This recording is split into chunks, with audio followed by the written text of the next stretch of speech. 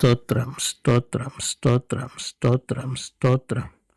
ప్రభు అయిన యేసుక్రీస్తు నామమునకే స్తుతియు ఘనత మహిమ ప్రభావము కలుగునుగాక. ఆమేన్ ఆమేన్ ఆమేన్. దేవునామ స్తోత్రములు. ప్రియమైనటువంటి సహోదరి సహోదరులారా, ప్రతి ఒక్కరికి నిన్ను మనసుతో హృదయపూర్వకమైనటువంటి వందనములు చెల్లించుచు ఉన్నాను. ఈ పరిశుద్ధమైనటువంటి స్థలములో చేరి పరిశుద్ధుడైనటువంటి యేసుక్రీస్తు నామాన్ని స్తుతించుకొనుచున్నాం, గణపరుచుకొనుచున్నాం. ఆయన నామమునకే స్తుతియు ఘనత మహిమ ప్రభావం కలుగునుగాక. ఆమేన్ ఆమేన్ ఆమేన్. ఈ యొక్క సమయంలో స్త్రీలను గూర్చినటువంటి వాక్యమును తెలుసుకొని ఉండాలని ఈరోజు తల్లుల అంటే మదర్స్ డే కనుక మదర్స్ డే రోజున తల్లి యొక్క జీవిత విధానము, స్త్రీల యొక్క జీవిత విధానము, వారి గురించినటువంటి వాక్యాలను ఈరోజు చదువుకోవాలని చెప్పుకోవాలని తలంచున్నా. అందును బట్టి దేవునికే మహిమ కలుగునుగాక. ఆమేన్ ఆమేన్ ఆమేన్. ఈరోజు వాక్య భాగము సామెతల గ్రంథము 31వ అధ్యాయము 30వ వచనం. ఈరోజు వాక్య భాగము సామెతల గ్రంథము 31వ అధ్యాయము 30వ వచనం.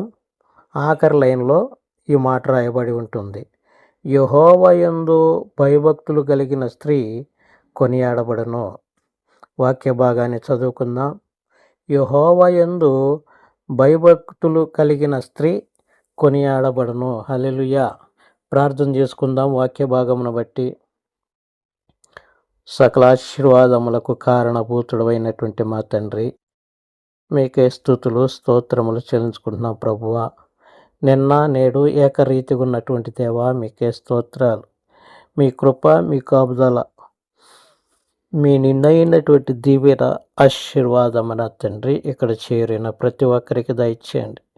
ఇప్పటి వరకు ప్రభువా, నేను పాటల ద్వారా, వాయిద్యముల ద్వారా, స్వరముల ద్వారా, కరముల ద్వారా మీ నామమును స్తుతించి ఉన్నారు, మీ నామమును గణపరిచి ఉన్నారు. అయ్యా, ఇదిగో నా తండ్రి, మరి శ్రేష్టమైనటువంటి భాగములోనికి అనగా మీరే మాతో మాట్లాడబోచున్న సమయములోనికి ప్రభువా మేము వెళ్ళబోచుండగా నా తండ్రి, వినగలిగిన చెవులు, గ్రహింపగలిగిన మనసు మాకు దయచేయండి. అయ్యా, మీరు మాట్లాడుచుండగా మేము నా తండ్రి శ్రద్ధ కలిగినటువంటి వారమై వినేటటువంటి మనసు మాకు దయచేయండి. నిలబడి ఉన్న నన్ను మరుగుపరచండి ప్రభువ. నేను నీ దాసుడను నా తండ్రి, మీ పాదముల చెంత నా ప్రభు సాష్టాంగ నమస్కారం చేయుచున్నాను. మీ నామమే హెచ్చించబడినట్లు, మీ నామమే ఘనపరచబడినట్లు, మీ నామమే మహిమపరచబడినట్లు, మీ నామమే ప్రభావము కలుగునట్లు అయ్యా మీరే నాతో మాతో ప్రతి ఒక్కరితో మాట్లాడనమని యేసుక్రీస్తు నామమున అడిగి వేడుకొనుచున్నాము తండ్రి. ఆమేన్ ఆమేన్ ఆమేన్. ప్రియ సహోదరి సహోదరులారా, చదువుకున్నటువంటి వాక్య భాగమును మనం పరిశీలన చేస్తున్నప్పుడు ఈరోజు మదర్స్ డే కనుక, అనగా స్త్రీల యొక్క ప్రాధాన్యతను గురించి తెలుసుకుందాం. ఈ యొక్క స్త్రీ ఏ విధంగా ఉంటే కుటుంబము, సంఘము, సమాజము, దేశము అభివృద్ధి అవుతుందో, స్త్రీ ఏ విధంగా ఉండకుండా ఉండాలో తెలుసుకుంటే మనము వాక్య భాగము వివరిస్తూ వస్తుంది. ఎలా ఉండాలి, ఎలా ఉండకూడదు, ఏమి చేయాలి, ఏమి చేయకూడదు అనే విషయాలను మనము ఈ పరిశుద్ధ గ్రంథమును బట్టి తెలుసుకుందాం. స్త్రీ మొదటగా ఎలా ఉండాలి అంటే దేవుని యందు భయభక్తులు కలిగి ఉండాలి. హల్లెలూయా హల్లెలూయా. దేవుని యందు భయభక్తులు కలిగి ఉంటే ఆమె కొనియాడబడుతుంది. హల్లెలూయా. నా ప్రియ సహోదరి సహోదరులారా, వాక్యము ఈరోజు ప్రత్యేకముగా స్త్రీల గురించి చెప్పబడుతున్నప్పటికీ ఈ యొక్క వాక్యాన్ని ప్రతి ఒక్కరు కూడా వారికి వారుగా ఎవరికి ఎవరుగా అన్వయింప చేసుకుంటే ఈ వాక్యము నాతోనే మాట్లాడుతుంది, ఈ వాక్యము నాతోనే సంబోధిస్తుంది, ఈ వాక్యము నాతోనే వివరంగా మాట్లాడుతుందని నిన్ను నీవు అర్థం చేసుకో. ఎందుకనంటే వాక్యం అనేటువంటిది రెండంచులు కలిగిన ఖడ్గం. ఇది ఇద్దరితో మాట్లాడిద్ది, ముగ్గురితో మాట్లాడిద్ది, అనేక మందితో మాట్లాడిద్ది వాక్యం. కనుక ఈ వాక్యము నాతోనూ మాట్లాడుతుంది, నీతోనూ మాట్లాడుతుంది, స్త్రీలతోనూ మాట్లాడుతుంది, పురుషులతోనూ కూడా మాట్లాడుతూ వస్తుంది. దేవుని యందు భయభక్తులు కలిగిన స్త్రీ కొనియాడబడును. దేవుని యందు భయభక్తులు కలిగినటువంటి పురుషుడు కొనియాడబడును అని మన వాక్య భాగాలను మనలోనికి అన్వయింప చేసుకున్నాం. ఎందుకనంటే ఈరోజు ప్రత్యేకంగా మదర్స్ డే కనుక ఒక ప్రత్యేకంగా అలా స్త్రీలను గురించి తెలియజేసుకుంటూ ఉంటున్నాం. దేవుని యందు భయభక్తులు కలిగి ఉండాలి. భయభక్తులు కలిగి ఉండటం అంటే దేవుని నుండి పారిపోవటం కాదు, కానీ దేవుని పట్ల అత్యంత భక్తి గౌరవం కలిగి ఆయనకు ఇష్టం లేని పాపపు కార్యాలన్నిటికీ దూరంగా ఉండటం, దేవుని యందు భయభక్తులు కలిగి ఉండటం. అర్థమైంది కదా? దేవుని యందు భయభక్తులు కలిగిన స్త్రీ అంటే దేవుని పట్ల ఎక్కువ భక్తి, ఎక్కువ గౌరవం, ఎక్కువ ఆ యొక్క ఇష్టము కలిగి ఉండటం, భయభక్తులు కలిగి ఉండటం. అంతేకాకుండా పాపపు కార్యాలకు దూరంగా ఉండటం, దేవుని యందు భయభక్తులు కలిగి ఉండటం. అలా ఉంటే స్త్రీ కొనియాడబడుతుంది అనేటువంటి మాటను మనం ఇక్కడ చూస్తున్నాం. ప్రియ సహోదరి సహోదరుడా, నీవు దేవుని యందు భయభక్తులు కలిగి ఉంటే నీవు కూడా నా ప్రియ సహోదరి వాక్యము నీతోనే ప్రత్యేకముగా నీతోనే మాట్లాడుతుంది. ప్రత్యేకంగా నీతోనే. ఎందుకంటే నీవు ఆయన యందు భయభక్తులు కలిగి ఉన్నప్పుడు నీవు కొనియాడబడాలి. నీవు అనేక మంది చేత గొప్ప చేయబడాలి. నీవు అనేక మంది చేత నీవు ఏం గౌరవింపబడాలి. హల్లెలూయా, హల్లెలూయా. నీవు కొనియాడబడకపోతే, నీవు గౌరవింపకపోతే, నీవు హెచ్చింపకపోతే నీ భక్తిలో కొంచెం ఏదో తేడా ఉందని గమనించుకో. కొంచెం ఏదో తేడా ఉందని గమనించుకో. ఎందుకనంటే ఈ యొక్క సామెతల గ్రంథములో ఆ యొక్క స్త్రీ గురించి చాలా వివరణ ఇస్తూ ఉంటాడు. ఎందుకు స్త్రీల గురించి ఇంతగా వివరించబడింది అంటే, ఒక కుటుంబము నిలబడాలి అంటే స్త్రీ చాలా ప్రాముఖ్యమైనది. అందుకనే ఆమె భయభక్తులు కలిగి ఉండాలి అని వాక్య భాగం తెలియజేయబడుతుంది. నీ కుటుంబము హెచ్చింపబడాలన్నా, నీ కుటుంబము గౌరవింపబడాలన్నా, నీవు గౌరవింపబడాలన్నా నా ప్రియ సహోదరి, నీవు దేవుని యందు భయభక్తి కలిగి ఉండు. దేవుని యందు భయభక్తులు కలిగి ఉండు. సామెతల గ్రంథము 9వ అధ్యాయము 10వ వచనములో యెహోవా యందు భయము జ్ఞానమునకు మూలము అనేటువంటి మాటను మనం చూస్తున్నాం. హల్లెలూయా, హల్లెలూయా. దేవుని యందు భయము జ్ఞానమునకు మూలము అనేటువంటి మాటను మనం ఇక్కడ చూస్తున్నాం. నీవు భయభక్తులు కలిగి ఉంటే హల్లెలూయా జ్ఞానము కలిగినటువంటి దానివిగా ఉంటావు. హల్లెలూయా. ప్రియ సహోదరి, నీవు జ్ఞానము కలిగినటువంటి దానివిగా ఉంటే నీవు కొనియాడబడతావు. హల్లెలూయా, హల్లెలూయా. జ్ఞానం అంటే ఇక్కడ మనం చూస్తూ ఉంటాం. జ్ఞానం అంటే మనం చూస్తూ ఉంటాం. మంచి జ్ఞానం అనేది ఉంటుంది. మనము చాలా విషయాలను గమనించుకుంటూ ఉంటే మనము కొన్ని సత్యాలను అనుభవపూర్వకంగా తెలుసుకొనటం, పరిశీలనగా తెలుసుకొనటం, అవగాహన కలిగి తెలుసుకొనటం, స్పష్టమైన పరిజ్ఞానం కలిగి ఉండటం జ్ఞానం. ఇది కేవలం సమాచారం తెలుసుకొనటం మాత్రమే కాదు కానీ ఎందుకు, ఏది, ఎందుకు, ఎలా అనే విషయాలను అర్థం చేసుకునే విలక్షణమైనటువంటి సత్యములను గ్రహించే బుద్ధి. ఇది జ్ఞానము అంటే. జ్ఞానం అంటే ఎందుకు, ఏది, ఎలా అనే విషయాలను అర్థం చేసుకొనటం జ్ఞానం. అందుకు దేవుని యందు భయభక్తులు కలిగి ఉంటే జ్ఞానము కలిగి ఉంటావు. జ్ఞానం కలిగి ఉంటే నీవు ప్రతి ఒక్కటి కూడా స్పష్టమైనటువంటి పరిజ్ఞానముతో తెలుసుకుంటావు. కనుక నీవు జ్ఞానము కలిగి ఉంటే నీవు కొనియాడబడతావు. హల్లెలూయా, హల్లెలూయా. ఇంకా ఇంకొక విషయాన్ని ఈ యొక్క సామెతల గ్రంథంలోనే భక్తుడు తెలియజేస్తున్నాడు. ఏమిటంటే సామెతల గ్రంథము 14వ అధ్యాయము 1వ వచనం. సామెతల గ్రంథము 14వ అధ్యాయము 1వ వచనం.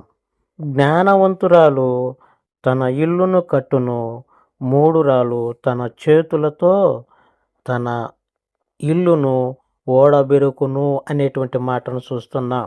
హల్లెలూయా, హల్లెలూయా, హల్లెలూయా. జ్ఞానవంతురాలు తన ఇల్లును కట్టును అనేటువంటి మాటను మనం చూస్తున్నాం. దేవుని యందు భయభక్తులు కలిగి ఉండుట జ్ఞానమునకు మూలము.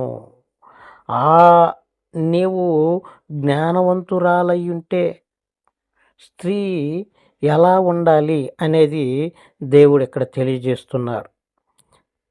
యెహోవా యందు భయభక్తులు కలిగి ఉండినటువంటి ఆ స్త్రీ కొనియాడబడుతుంది. అయితే ఆ స్త్రీ కొనియాడబడాలి అంటే ఏమి కలిగి ఉండాలి, ఏమేమి లక్షణాలు కలిగి ఉండాలి అనేది ఈ యొక్క పరిశుద్ధ గ్రంథములో దేవుడు తెలియజేస్తున్నటువంటి మాట. ఒకటి, జ్ఞానవంతురాలై ఉండాలి. హల్లెలూయా, హల్లెలూయా.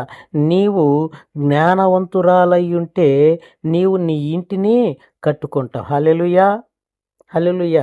నీవు జ్ఞానవంతురాలు కాకపోతే నీ చేతులతోనే నీ కుటుంబాన్ని, నీ యొక్క ఇంటిని ఓడబెరుక్కుంటావు. అంటే నీ కుటుంబము నీ వలన ఏమవుతుందంటే రోడ్డు పాలవుతుంది, అస్తవ్యస్తం అయిపోతుంది, పరిస్థితులన్నీ తారుమారు అయిపోతాయి. ఇంటికొకరు, చెట్టుకొకరు, పుట్టకొకరు అయిపోతూ ఉంటారు. కనుకనే నీ కుటుంబాన్ని నీవు కట్టుకోవాలంటే, నీ కుటుంబాన్ని నీవు ఒక గొప్ప ఉన్నత స్థానంలో నిలబెట్టాలి అంటే నీవు జ్ఞానవంతురాలై ఉండాలి. హల్లెలూయా, హల్లెలూయా. జ్ఞానవంతురాలై ఉండాలి. అయితే జ్ఞానము వలన ఏమవుతుందంటే, జ్ఞానము కలిగి ఉంటే దేవుని యందు భయభక్తులు కలిగి ఉండటమే. దేవుని యందు భయభక్తులు కలిగి ఉంటే జ్ఞానవంతురాలై ఉంటావు. అంతేకాకుండా ఏ విషయాలు చెప్పబడుతున్నాయంటే, ఏదైనా ఒక విషయాన్ని లేదా ఏదైనా ఒక సత్యాన్ని అనుభవపూర్వకంగా తెలుసుకొనటం జ్ఞానం. ఇప్పుడు నీకేదన్నా కష్టం వచ్చినప్పుడు, ఏదైనా నష్టం వచ్చినప్పుడు, నీ ఇంటిలో నీకు సమస్య వచ్చినప్పుడు దానిని ఎలా పరిష్కరించుకోవాలి, ఎలా ఎదుర్కొనాలి అనేది నీవు మనుషుల ఎదుట కాదు కానీ, మనుషుల మధ్య కాదు కానీ, మనుషులతో సంభాషించటం కాదు కానీ, దేవుని సన్నిధిలో దేవుని యొక్క సన్నిధిలో నీవు మోకరించి ప్రార్థన చేయగలిగితే నీవు జ్ఞానవంతురాలుగా ఉంటావు. నీవు జ్ఞానవంతురాలుగా ఉంటావు. కానీ కొంతమంది ఏం చేస్తారంటే, ఇంట్లో సమస్య వచ్చినప్పుడు, ఇంట్లో ఏదైనా ఇబ్బంది కలిగినప్పుడు మనుషుల యొద్దకు వెళతారు. మనుషుల యొద్దకు వెళ్ళి మనుషులతో సంభాషిస్తారు. మనుషులలో విచారణ చేస్తారు. మనుషుల సహాయం అడుగుతూ ఉంటారు. అయితే నీవు జ్ఞానవంతురాలుగా ఉండాలి అంటే, జ్ఞానవంతురాలు అయితే నీవు మొదట దేవుని సన్నిధిలోనికి వెళ్ళాలి. నీ మనసును నిలుపుకోవాలి. నీకు సమస్య వచ్చిన, నీకు బాధ వచ్చిన, నీకు కష్టం వచ్చిన, నీ కుటుంబంలో ఘోరమైనటువంటి పరిస్థితులు జరుగుతున్నా నీ మనస్సు నీవు నిశ్చలముగా నిలుపుకుని నీవు దేవుని సన్నిధిలో ఏ సమస్య వచ్చిందో, ఏ ఇబ్బంది కలిగిందో, ఏ యొక్క ఉపద్రవం వచ్చిందో దానిని పరిష్కరించుకొనటానికి దేవునిని మొదట నీవు అడగాలి. అందుకని వాక్యం చెప్పబడుతుంది, మనుషులు నమ్ముట కంటేనో యెహోవాని నమ్ముకొనుట మంచిది అని చెప్పబడుతుంది. ఏమని? మనుషులను నమ్ముకొనుట కంటే యెహోవాని ఆశ్రయించుట మేలు అని చెప్పబడుతుంది. ఎందుకనంటే మనుషులు వారికి ఉపయోగం ఉంటేనే నీతో సహవాసం కలిగి ఉంటారు, నీతో సంభాషిస్తూ ఉంటారు. నీ వలన వాళ్ళకి ఏమైనటువంటి ఉపయోగము లేనప్పుడు వారు నిన్ను పక్కన పెడుతూ ఉంటారు. నీవు జ్ఞానవంతురాలు అయితే నీవు ఏం చేయాలంటే నీ మనసు నిలుపుకోవాలి. నీ మనసు నిలుపుకోవాలి. నీకొచ్చిన కష్టము, నీకొచ్చిన బాధ, నీకొచ్చిన ఇబ్బంది, నీకొచ్చిన ప్రతి విధమైనటి ఏదైనా కానీ చెప్పుకోలేనటువంటి సమస్య వచ్చిన నీవు ఎలాగుండాలంటే దేవుని యందు నమ్మిక కలిగి ఉండాలి. దేవుని సన్నిధిలో వాటికి సంబంధించిన పరిష్కారం వెతకాలి. అలా వెతికితే నీ కుటుంబము కట్టబడుతుంది. హల్లెలూయా!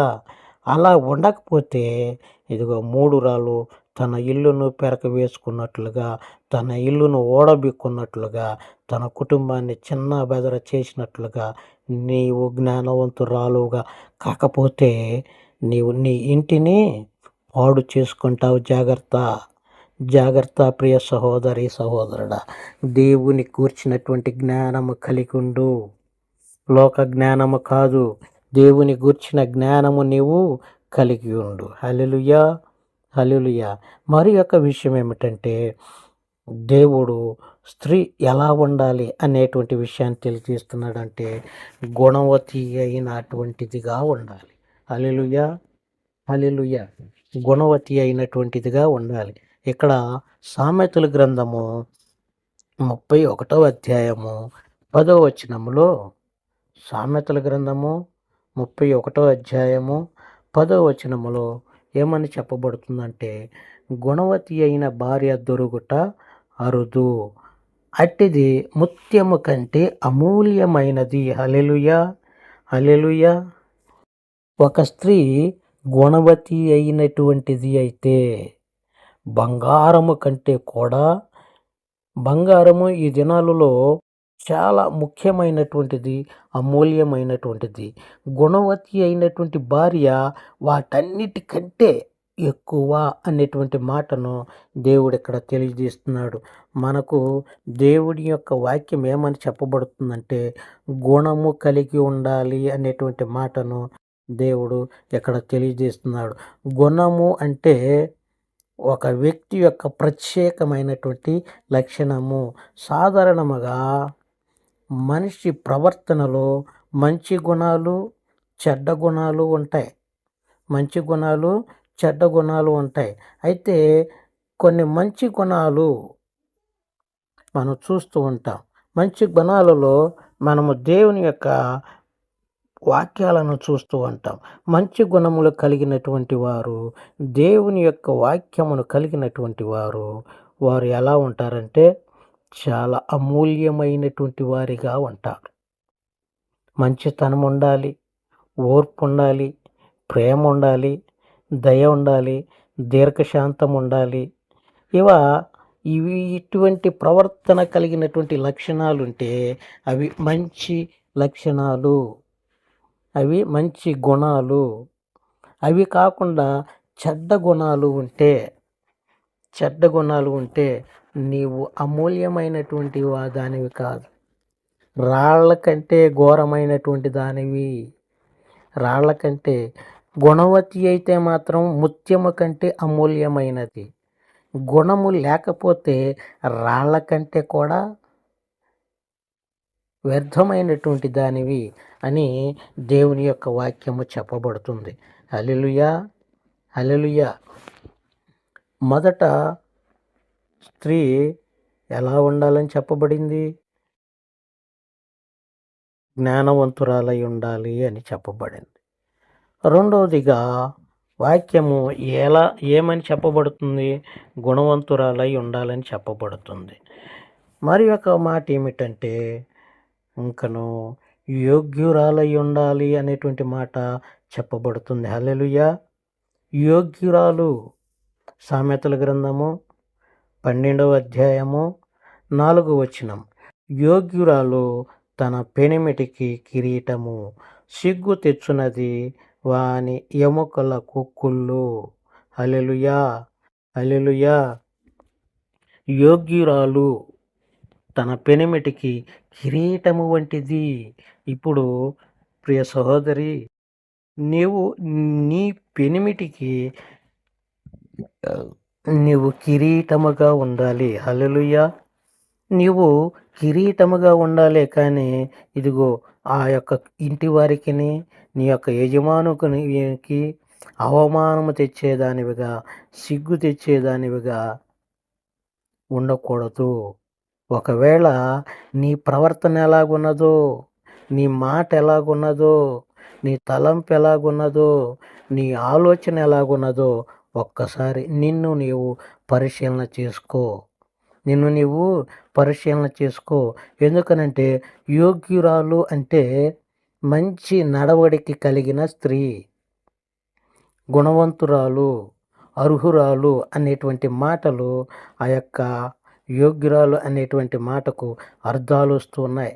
మంచి గుణాలు, మంచి ప్రవర్తన, మంచి సామర్థ్యము, ఉత్తమమైన లక్షణాలు కలిగి ఉన్న స్త్రీని యోగ్యురాలు అంటారు. మరి నీలో మంచి గుణాలు ఉన్నవా, లేకపోతే చెడ్డ గుణాలు ఉన్నవా? నీలో మంచి ప్రవర్తన ఉందా, లేకపోతే చెడ్డ ప్రవర్తన ఉందా? నీలో నీ కుటుంబాన్ని పోషించగలిగిన, నీలో నీ కుటుంబాన్ని ఒక ఉన్నతమైన స్థితిలో ఉంచగలిగిన సామర్థ్యం ఉందా? లేక నీ కుటుంబాన్ని, నీ యొక్క బిడ్డలను, నీ యొక్క భర్తను అవమానము తెచ్చేదానిగా ప్రవర్తిస్తున్నావా? చాలా జాగ్రత్తగా నీ జీవితాన్ని నీవు జాగ్రత్తగా నడవాలి నీ జీవితంలో. ఎందుకంటే యోగ్యురాలు తన పెనిమిటినికి కిరీటము తెచ్చిద్ది, అయోగ్యురాలు సిగ్గు అనగా అవమానమును తెచ్చిద్ది. నీ ఇంట్లో, నీ కుటుంబంలో, నీ బిడ్డలకు, నీ యొక్క భర్తకు నీవు ఒక మంచి కిరీటముగా ఉండాలని దేవుని వాక్యం చెప్పబడుతుంది. హల్లెలూయా, హల్లెలూయా. ఈ యొక్క వాక్య భాగాలను మనం పరిశీలిస్తున్నప్పుడు సామెతల గ్రంథములో 31వ అధ్యాయములో ఆమెను గురించి తెలియజేస్తున్నప్పుడు, సామెతల గ్రంథము 31వ అధ్యాయము ఒక స్త్రీని గురించి తెలియజేస్తున్నప్పుడు ఆ యొక్క 11వ వచనములో ఆమె నమ్మకమైనటువంటి దానిగా, నమ్మకస్తురాలుగా ఉంటున్నట్లు మనం చూస్తున్నాం. భర్త ఎడల నమ్మకం. ఆమె భర్త హృదయము ఆమెపై నమ్మకం ఉంచుతుంది. ఆమె కుటుంబానికి ఆశీర్వాదకరముగా మారుతుంది. ఎవరు? యోగ్యురాలైనటువంటి ఆమె నమ్మకస్తురాలుగా ఉంటుంది. భర్త ఎడల నమ్మకస్తురాలు, పిల్లల ఎడల నమ్మకస్తురాలు అనేటువంటి వాక్య భాగం మనం అక్కడ చూస్తున్నాం. అంతేకాకుండా ఆమె ప్రార్థనాపరురాలు, కష్టపడే గుణం కలిగినట్టు ఆమె, కష్టపడి పని చేయగలిగినట్టు ఆమె. ఆమె సోమరితనము లేకుండా ఆమె పని చేయకుండా అన్నం తినదు. పని చేయకుండా అన్నం తినదు. అంతేకాకుండా ఆమె తన ఇంటి వారిని ఆధ్యాత్మికంగా అంటే దైవకంగా పోషిస్తుంది. శారీరకంగా కూడా ఆమె తన ఇంటి వారిని పోషిస్తున్నట్లు మనం వాక్య భాగములో చూస్తూ ఉంటాం. ఆ యొక్క సామెతల గ్రంథము 30వ అధ్యాయములో 30వ అధ్యాయములో. అంతేకాకుండా ఆమె దయగల మాటలు కలిగినట్టు ఆమెగా ఉంటున్నట్లు మనం చూస్తున్నాం. 26వ వచనములో ఆమెను గురించి తెలియజేయబడుతుంది. ఆమె నోరు తెరువుగా జ్ఞానోపదేశము వినబడును. ఆమె నాలుకపై దయాళత్వమును ఉపదేశం ఉన్నది. ఆమె మాటలు ఇతరులను గాయపరచదు కానీ కుదుట పడేటట్లు, ఓదార్చేటట్లు, సమయోచితమైనటువంటి మాటలు కలిగినట్లుగా 26వ వచనములో మనం ఆ యొక్క వాక్యాన్ని చూస్తూ ఉంటాం. ఆ యొక్క 26వ వచనములో మనం చూస్తూ ఉంటాం. ఎందుకనగా ఆమె ప్రార్థన పరురాలు, ఆమె నమ్మకస్తురాలు, దయగల మాటలు కలిగినటువంటి ఆమె. కనుక ఆమె ఏం చేయబడుతుందంటే మనం చదువుకున్నాం కదా, కొనియాడబడును అనేటువంటి మాటను మనం చూస్తూ ఉన్నాం. ప్రియ సహోదరి సహోదరుడా, ఎవరి చేత కొనియాడబడుతుంది? ఎవరి చేత కొనియాడబడుతుందంటే దేవుని చేత కొనియాడబడుతుంది. దేవుడు ఆమెను నమ్మకమైన మంచి దాసురాలా అని అభినందిస్తాడు. ఇన్ని యోగ్యతలు కలిగి ఉంటే ఆమెను ఏమంటారంటే దేవుడు నమ్మకమైన మంచి దాసురాలా అంటాడు. ఆమె జ్ఞానవంతురాలై ఉన్నప్పుడు, ఆమె యోగ్యురాలై ఉన్నప్పుడు, ఆమె గుణవతి అయి ఉన్నప్పుడు దేవుడు ఆమెను ఆ విధంగా సంబోధిస్తూ ఉంటాడు. అయితే ఆమె కొనియాడబడుటలో ఆమె ఎలా ఉండాలి అనేది చెప్పుకున్నాం. స్త్రీ ఎలా ఉండాలి అనేది బైబిల్ చెప్తుంది అనేది మనం చెప్పుకున్నాం. అయితే కొనియాడబడుట, ఆమె పిల్లలు ఆమెను ధన్యురాలు అంటారు. ఆమె పిల్లలు ఆమెను కొనియాడతారు. ఏమని? నీవు ధన్యురాలవు. ఆ యొక్క మాట ఈ యొక్క సామెతల గ్రంథము 31వ అధ్యాయము 28వ వచనములు చూస్తాం. ఆమె కుమారులు లేచి ఆమెను ధన్యురాలు అందరూ. ప్రియ సహోదరి సహోదరులారా, వాక్య భాగం చెప్పబడుతుంది. ఇదిగో ఆమె కుమారులు. ఈరోజు మనము ఇప్పుడు చూస్తున్నటువంటి ఈ యొక్క వాతావరణం, లోకము మారిందో మనుషులు మారారో తెలియట్లేదు, కాలం మారిందో సమాజం మారిందో తెలియట్లేదు. ఇప్పుడు యుగము కంప్యూటర్ యుగం అంటున్నారు. ఎంత కంప్యూటర్ యుగమైనా తల్లి కొడుకుల ప్రేమ, కుటుంబము మధ్య ప్రేమ, అది చాలా జాగ్రత్తగా కాపాడుకోవాలని పరిశుద్ధ గ్రంథం చెప్పబడుతుంది. ప్రతి వారి ప్రవర్తన ఎలా ఉండాలి అనేది చెప్తుంది. ప్రతి వారు ఎలాంటి ప్రేమ కలిగి ఉండాలి అని చెప్పబడుతుంది. ఇదిగో ఈమెనంట, ఆమె కుమారులు లేచి నీవు ధన్యురాలు అంటారంట. మరి నీవు నీ పిల్లలకు ఏమి నేర్పుతున్నావు? నీవు నీ పిల్లలకు ఏదైతే నేర్పుతావో అదే వారు నేర్చుకుంటారు. వారికి భయభక్తులు నేర్పితే, వారికి మంచి నడక నేర్పితే, వారికి మంచి విశ్వాసంలో స్థిరపడే విధానం నేర్పితే వారు నిన్ను ఏమంటారంటే ధన్యురాలు, మా అమ్మ నా కోసం ఇదిగో ఇన్ని విధాలుగా ఉన్నది అని ఆమెను ధన్యురాలు అని పిల్లలు కొనియాడతారు. హల్లెలూయా, హల్లెలూయా. పిల్లలు కొనియాడటమే కాదు కానీ ఆమె భర్త కూడా ఆమెను కొనియాడతాడు. అదే విషయాన్ని ఈ యొక్క సామెతల గ్రంథము 31వ అధ్యాయము 28, 29 వచనాల్లో మనం చూస్తాం. చాలామంది కుమార్తెలు పతివ్రత ధర్మమును అనుసరించి ఉన్నారు, కానీ వారందరినీ నీవు మించిన దానవు అని ఆమె పెనిమిటి ఆమెను పొగుడును, ఆమెను కొనియాడును. ఇదిగో నేను ఈ లోకంలో చాలామందిని చూశాను, చాలామందిని చూస్తున్నాను. మంచి పతివ్రత ధర్మంను అనుసరించిన వారిని చూశాను. అయితే వారిని మించిపోయినటువంటి దానవని ఆమె భర్త ఆమెను కొనియాడతాడు. హల్లెలూయా! మొదట దేవుడు కొనియాడాడు, తర్వాత పిల్లలు కొనియాడాడు, ఇప్పుడు భర్త కొనియాడాడు. ఇంకా సమాజము కూడా ఆమెను కొనియాడుతుంది. సమాజము కూడా ఆమెను కొనియాడుతుంది. సామెతల గ్రంథం 31వ అధ్యాయం 31వ వచనం. చేసిన పనిని బట్టి అట్టి దానికి ప్రతిఫలం మీయదగును. గౌనుల యొద్ద అనగా పట్టణపు గవిని యొద్ద ఆమె పనులు ఆమెను కొనియాడును. హల్లెలూయా! హల్లెలూయా! ప్రియ సహోదరి సహోదరులారా, వాక్య భాగము చెప్పబడుతుంది. ఇదిగో దేవుడు ఆమెను కొనియాడుతున్నాడు, పిల్లలు ఆమెను కొనియాడుతున్నారు, భర్త ఆమెను కొనియాడుతున్నారు. పట్టణ గవిని అనగా పట్టణములో ఆమె కొనియాడబడుతుంది. హల్లెలూయా! హల్లెలూయా! ఇదిగో ఎందుకు ఆమె ఈ రీతిగా కొనియాడబడుతుంది?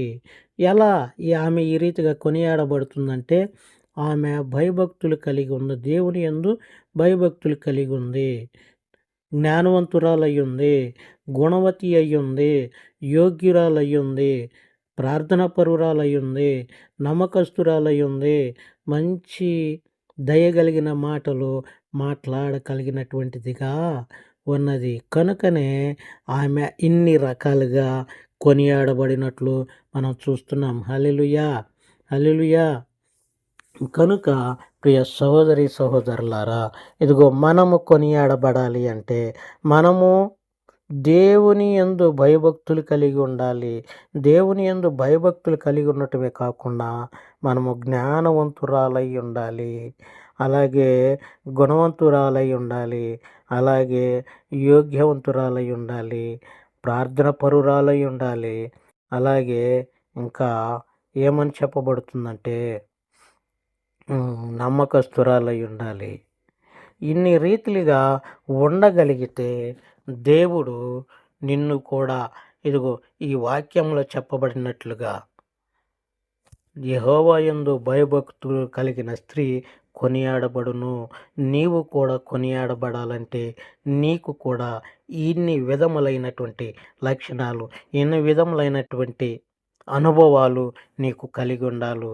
అలా కలిగి ఉంటే నీవు కూడా నిజంగా అలాగూ కొనియాడబడతావు. దేవుని వాక్యంను చదవటానికనే, దేవునికి ప్రార్థన చేయటానికనే పవిత్రమైనటువంటి హృదయం కలిగి, పవిత్రమైనటువంటి తలంపులు కలిగి ఆయనకు మొరపెట్టుకుంటే, ఆమె మొదట ఏం చేసిందంటే, ఆమె మొదట దేవుని యందు భయభక్తులు కలిగి ఉండటానికే మొట్టమొదటి ప్రాధాన్యత ఇచ్చింది. ఇదిగో మనుషులతో ఐక్యత కలగటం కాదు, సమాజంలో కలిసిపోవటం కాదు, కానీ మొదట దేవుని యందు భయభక్తులు కలిగి ఉండటానికే మొదటి ప్రాధాన్యత ఇచ్చింది. కనుకనే నీవు కూడా మొదటి ప్రాధాన్యత దేవుని యందు భయభక్తులు కలిగి ఉండి,